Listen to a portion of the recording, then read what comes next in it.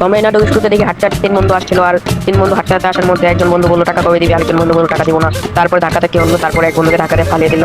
তারপরে বন্ধু ইট নিয়ে উঠে তার মাথা ফাটিয়ে তাকে অজ্ঞান করে দেয়। তারপরে তারা ভাবলো তাকে কি করবে এখন। এক বন্ধু বুদ্ধি দিল বস্তায় করে ফালিয়ে দিই, তারপরে সে তাকে বস্তায় ভর্তি নিয়ে চলে গেল। তারপরে এখন বস্তায় ধরে তাকে ফালিয়ে দিল। তারা এখন ভাবছে যে কি করবে, কিন্তু হঠাৎ করে এক বন্ধু পিছে তাকিয়ে দেখলো কেন বস্তাটা নড়ছে।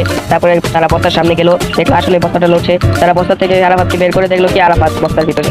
তো তারা আরাফাতকে নিচে নামালো, তারপর বললো আরাফাত তুই। তারপরে আরাফাত বললো আমাকে তোরা মেরে ফেলেছিস টাকার জন্য, কিন্তু আমি মরিনি, আমি অজ্ঞান হয়েছিলাম। তারপরে তারা ক্ষমা চাইলো, আরাফাত তাদের ক্ষমা করে দিল। তারপরে তারা একসাথে হাঁটতে হাঁটতে চলে গেল।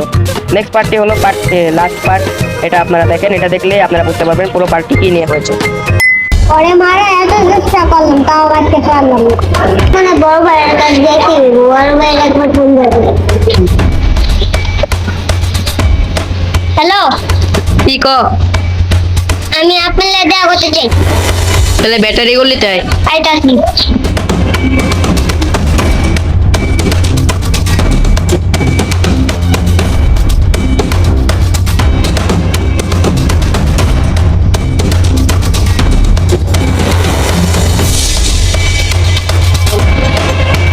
করতে চেয়েছিলাম যে আমার একটা বন্ধুর মারতে হবে।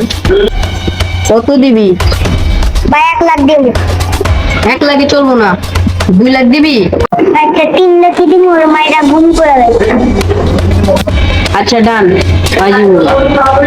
আচ্ছা ভাই যাই গিয়া। আসসালামু আলাইকুম। আচ্ছা যা।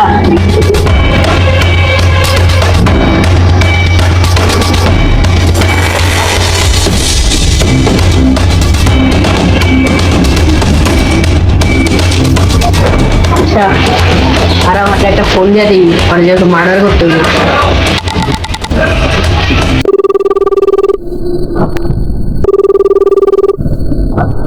হ্যালো কি ভাই? ওই তুই আমি ব্যাটারি গুলিতে। অনেক থাক, আমি আইতাছি। আচ্ছা